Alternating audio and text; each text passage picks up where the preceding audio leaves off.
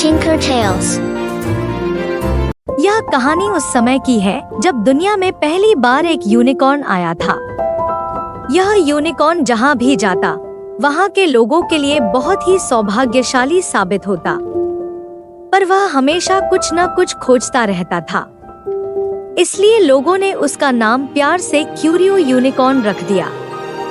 एक दिन जब वह घने जंगल में घूम रहा था, उसने एक रहस्यमयी सुरंग देखी।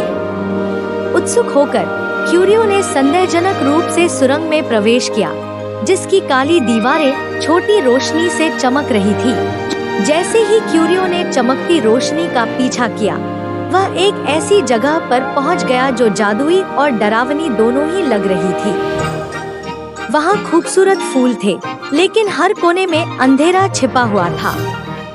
बिना डरे क्यूरियो आगे बढ़ता गया और एक अंधेरे बड़े घर के पास पहुंचा।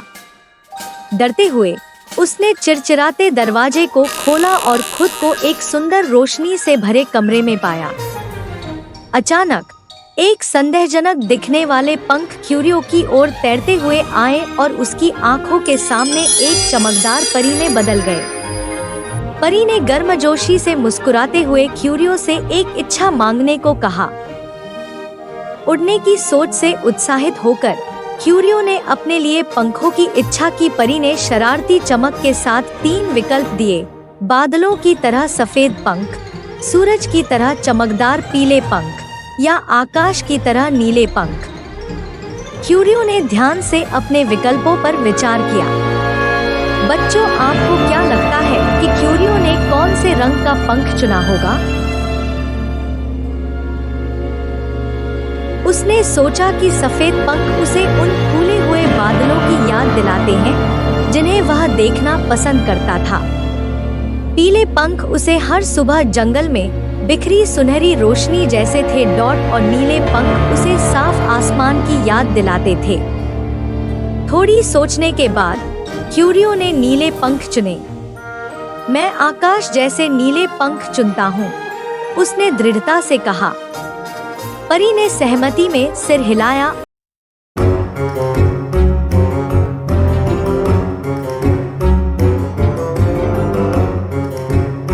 हुए नीले पंख धीरे से क्यूरियो की पीठ पर लग गए। उसने अपने नए पंखों को आजमाते हुए हवा को महसूस किया और उत्साह से भर गया।